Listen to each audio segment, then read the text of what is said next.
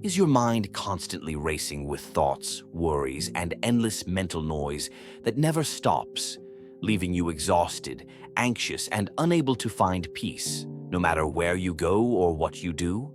Imagine discovering a power so profound yet so simple that it can silence the chaos in your mind and reveal a peace you've forgotten existed. This story unveils ancient monastic wisdom, showing you how one man's encounter with silence transformed his tormented mind into a sanctuary of calm, and how you can access this same transformative power starting today. If you're seeking inner peace, 10. Please like and share this story with someone drowning in mental noise. Subscribe to The Wisdom Tales for more wisdom that heals the restless soul. Once upon a time, in a modern city where sirens wailed at all hours and people never stopped moving, there lived a young man named Nathan. He was 32 years old, successful in his career, admired by colleagues and envied by many. But Nathan was dying inside. His mind never stopped. From the moment he woke until the moment he finally fell asleep, if he could sleep at all, his thoughts raced like a tornado. Worries about work, replaying past conversations, planning future scenarios, analyzing, judging, comparing. The noise in his head was deafening. Nathan tried everything to quiet his mind. He listened to podcasts while working. He played music constantly. He filled every silent moment with distractions, television, social media, phone calls, anything to drown out the relentless thoughts. But the more he tried to escape the noise, the louder it became. He couldn't enjoy a meal without his mind wandering to tomorrow's meeting. He couldn't have a conversation without mentally rehearsing what to say next. He couldn't sit still for even 5 minutes without feeling like he was crawling out of his skin. His restlessness was consuming him. One night, after another sleepless evening of mental torture, Nathan broke down. He sat on the edge of his bed, head in hands, and whispered desperately, "I can't live like this anymore. I need help." The next morning, exhausted and hopeless, Nathan saw a small poster on a coffee shop wall. It read, "Silent Meditation Retreat, 7 Days, Mountain Monastery." Something inside him stirred. Maybe this was the answer he'd been searching for. Within a week, Nathan found himself standing at the gates of an ancient monastery nestled high in the mountains. The silence hit him immediately. No traffic, no phones, no voices, just the sound of wind moving through trees and birds singing softly. A monk appeared at the entrance. He was elderly, perhaps 70, with a serene face and eyes that seemed to hold infinite calm.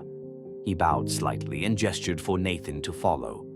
They walked in complete silence through stone corridors to a small bare room with nothing but a thin mattress, a candle, and a window overlooking the mountains. The monk finally spoke, his voice barely above a whisper. "Welcome.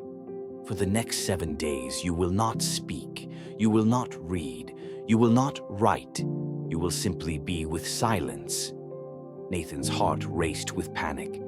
"But I came here to learn meditation techniques, to learn how to quiet my mind."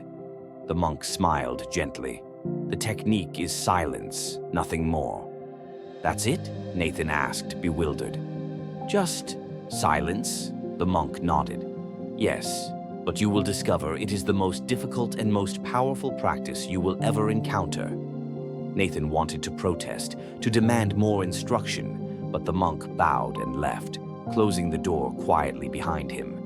The first day was torture. Nathan sat in his room, and within minutes his mind exploded with noise. Thoughts bombarded him like a violent storm. "This is stupid. This won't work. I should leave. What am I doing here? I have emails to answer, work to do. This is a waste of time." He paced the room. He stared out the window. He tried to meditate but couldn't sit still for more than 30 seconds. The silence, instead of calming him, amplified everything inside him. Every worry, every regret, every fear. It was unbearable.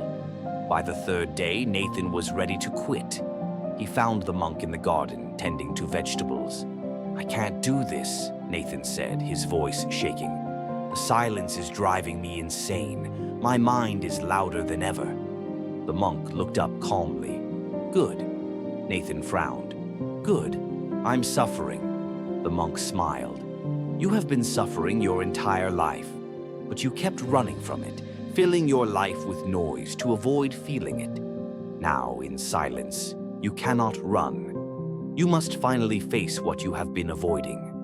Nathan's eyes filled with tears. "But how do I make it stop? How do I quiet the thoughts?" The monk set down his gardening tools and sat on a stone bench, gesturing for Nathan to sit beside him. "You do not quiet them. You observe them. Thoughts are like clouds in the sky. They come, they pass. But you are not the clouds. You are the sky. Vast, still unchanging. The problem is you have forgotten this. You have identified with the clouds, believing you are the storm. But you are not. You are the silence beneath it all." Nathan shook his head, frustrated. "I don't understand." The monk pointed to a nearby pond. "Look at the water. When it is disturbed, you cannot see the bottom. But when it becomes still, everything becomes clear. Your mind is the same. It is not your enemy. It is simply disturbed. Stop fighting it. Stop trying to control it. Just let it be. And in time, it will settle on its own." Nathan wanted to argue, but something in the monk's presence stopped him. There was a peace radiating from this man that Nathan desperately wanted, so he decided to trust, to surrender. The next 3 days, Nathan stopped fighting. When thoughts came, he let them come. When anxiety arose, he let it arise. He stopped resisting. He stopped trying to fix himself. He simply sat, in silence, observing, breathing. And then, on the 6th day, something miraculous happened. Nathan was sitting by his window at sunrise, watching the mist rise over the mountains. And suddenly, the noise stopped. Not forever, but for one perfect crystalline moment, there was complete silence in his mind. No thoughts, no worries, no plans, just stillness. Tears streamed down Nathan's face. He had never felt anything so beautiful in his entire life. It was like coming home after being lost for decades. When the 7 days ended, Nathan met the monk one final time before leaving. He bowed deeply. "Thank you. You gave me something I didn't even know existed." The monk smiled. "I gave you nothing. I only helped you remember what was always there. Silence is not something you create. It is what you are beneath all the noise. And now that you have tasted it, you can return to it any time you wish." Nathan returned to the city a different man. The noise was still there. Traffic, deadlines, obligations. But it no longer controlled him. Because now he knew the secret. Beneath it all, beneath every thought, every worry, every storm, there was silence. And that silence was his true home. Months later, a colleague noticed the change in Nathan. "You seem different, calmer. What happened?" Nathan smiled quietly. "I learned the power of silence. I learned that peace isn't found in controlling the mind. It's found in the stillness beneath it. And once you discover that stillness, nothing can truly disturb you again." Friends, your mind will always generate thoughts. That is its nature. But you are not your thoughts. You are the awareness that witnesses them. Stop fighting the noise. Stop drowning it out with distractions. Instead, embrace silence. Sit with it. Let it show you who you really are. And you will discover a peace that no external circumstance can ever take away. The power of silence is not in emptiness. It is in remembering that beneath all the chaos, you are already